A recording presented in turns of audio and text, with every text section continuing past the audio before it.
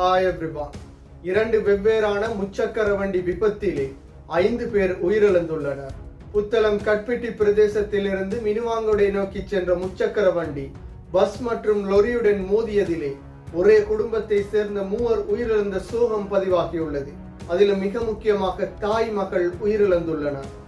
இந்த முச்சக்கர வண்டி விபத்துக்குள்ளாகும் பொழுது இந்த முச்சக்கர வண்டியிலே 9 பேர் பயணித்துள்ளனர். அதே போன்று கண்டியிலிருந்து கொழும்பை நோக்கி சென்ற முச்சக்கர வண்டி விபத்திற்குள்ளாகி அதிலும் 2 உயிரிழந்துள்ளனர்.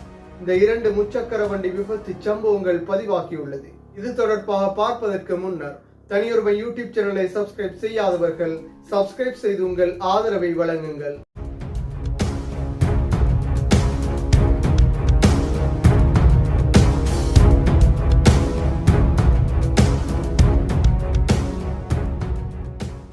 இரண்டு வெவ்வேறான முச்சக்கர வண்டி விபத்துகளிலே 5 உயிரிழந்த சோகமான சம்பவம் பதிவாகியுள்ளது.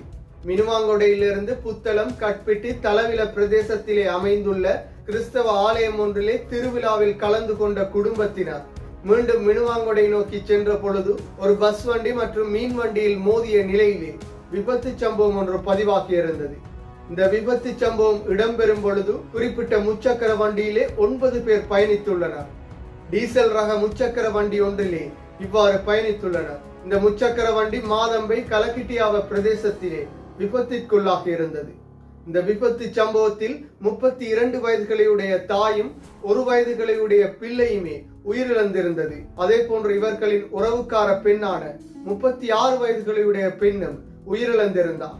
இந்த சோகமான சம்பவம் நேற்று இரவு பதிவாகி இருந்தது. இந்த விபத்து சம்பவத்துடன் தொடர்புபட்ட பஸ்ஸின் சாரதி கைது செய்யப்பட்டதுடன் மீன் வண்டி தப்பிச் சென்றுள்ளதாக கூறப்படுகின்றது. அதே போன்று கண்டியிலிருந்து கொழும்பை நோக்கி பயணித்த முச்சக்கர வண்டி ஒன்றும் பஸ்ஸுடன் மோதியதன் ஊடாக 2 உயிரிழந்திருந்தனர்.